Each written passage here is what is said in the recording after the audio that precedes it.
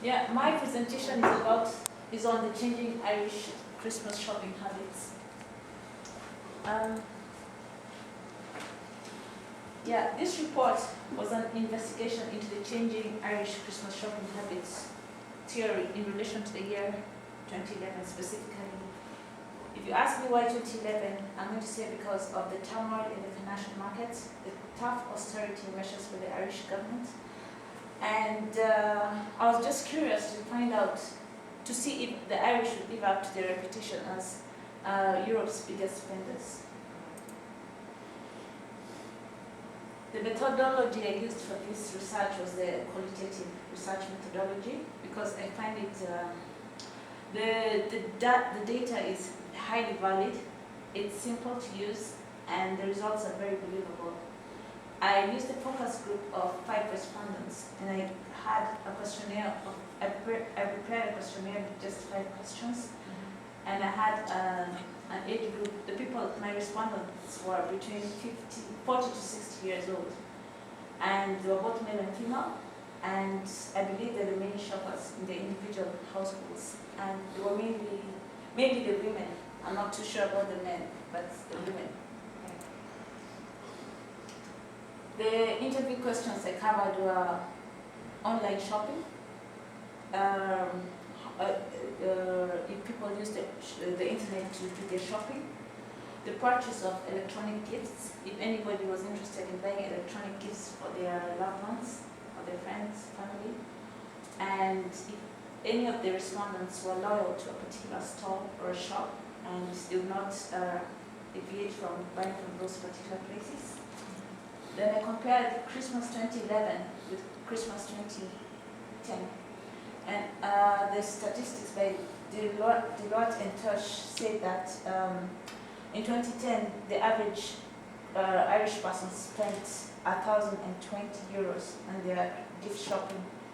And in 2011, it was discovered they spent 943 euros to do their gift shopping. Then I was also interested in finding out if people are going to spend using their credit cards, because the credit cards also do not, there's no boundary in how you're going to spend. So I wanted to see if the people were disciplined enough with their shopping, how much they're going to spend. And the findings, I represented them using a bar graph, because it is very simple to do, because the respondents were very few. So like each bar represents 10%, and that could be just one person. And from here you can find online shopping, only 40% of the respondents bought gifts online, while the other 60% spent on, did not use the internet to do their shopping.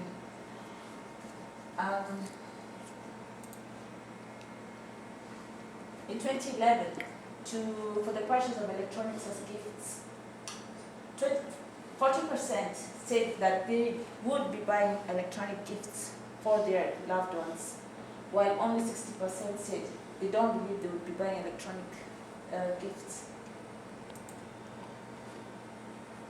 In terms of loyalty to particular stores, 40% said that they were very loyal to buying from specific traders, while 60% said that they're interested in shopping around and finding out who had the best offers.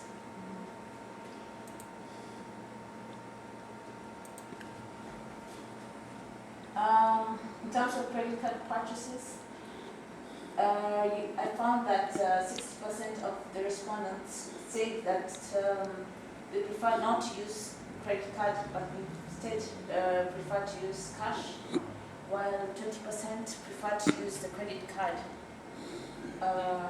for purchasing the gifts.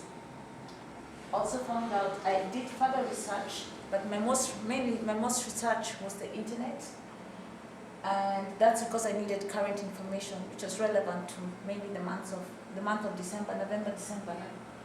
While I listened to the radio, there was a show where they interviewed the CEO of Ari Island, which is Retail Excellence Island, and he was talking of what trends they'll be seeing in December concerning retail trade. And this interview was on News Talk, and he said that they were expecting very low sales in the month of December. I also used books, but that was mainly for definitions, like qualitative research. In conclusion, I found out the Irish people were generally using a budget. They were buying more functional goods like books and versus electronics. Not many people would be buying electronic gifts, but I found one of my respondents say that she would be buying things like wool, and this is because with functional goods and items you can't go wrong, as opposed to buying clothes and shoes. They might come in wrong sizes or wrong colors.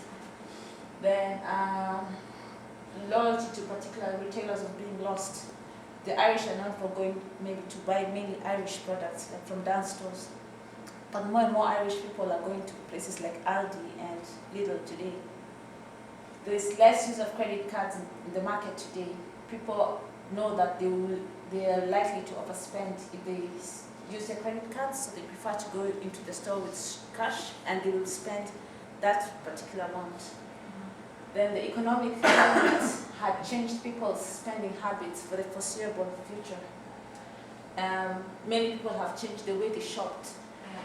Back in 2008, at the height of Ireland's greatest spending, we find that an average Irish household spent €1,300 in just gifts purchasing. Then recommendations. It's a buyer's market, so you have to use your bargaining power. I could give two examples here. One example is my friend. She's a cop girl. She now lives, she married a man from Spain, but she's gotten a job in Luxembourg. And she came to Cork for her Christmas, and she told me that going out to the shops with her friends, she realized the Irish are big spenders. And her friends were always buying just at the drop of a hat, and she had to consider, because she's learned how to be frugal, how not to spend too much money, and that comes from living in Europe, and because the Germans are known for taking time to buy something. They don't just buy whatever is in the market, you know. And the other example I'll give of haggling is myself. Before Christmas, in November, I was doing up my house and I called Hillary Blinds and I asked them for how much the blinds would be to fit the house, and they told me 950. And then I just kept quiet, you know, after the fitter went. And then they called me in December and they asked me, am I still interested? And I said no, because it's not really a priority. And they said that they have as pre-Christmas sales, and they could do the blinds for me, the whole house, for €800. And I said it's still too high because their competitor was offering €700. And I said they said they could match that, and I said there's no need, because if I'm getting the same price for the blinds, the same blinds, there's no need for me to buy from them specifically. Then they went as low as €600. And that was a saving of €350. So haggling power could work in Ireland as well, and not just in third world. Then another recommendation I can make is the government should improve the Irish economy to attract foreign investments instead of strict austerity measures which are harming low to middle income earners. Like the government has so many austerity measures in place at the moment. Low-income earners are known to spend all their money in the shops, and if the government keeps cutting back on how much money they have, then the retail trade is, so many shops are closing. That's businesses in the retail sector, and you can look all around you, you'll see so many shops have closed. And there also needs to be more emphasis on scientific and technological courses in universities and colleges, so that people are highly skilled in this particular subject, and this is going to encourage investments into the Irish economy, and that's what Ireland needs to lift up its economy. So thank you so much for listening. Well done, Leah. Any questions? Any questions? I thought that that with your statistics, they were very good, but there was sort of a trend in them that the 40% and the 60%, the 40% were yes, and the 60% were no, bar one. Yes. Yes. One example you gave. Yes. I was just wondering, like, out of the 5 people, were they the same people that were no people? Yes, there's two. You see, the limitation to my study is that I had only 5 respondents, and when 2 people give me the same answer, and the other 3 people give me the same answer, you find the bar graph doesn't change much.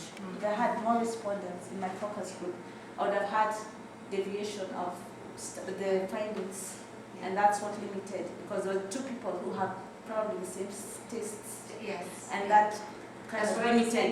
Was that yes, yes, that limited my findings. So this is not a perfect way of doing it with such a small amount of respondents. Yeah, but it does reflect, it does reflect really what's happening.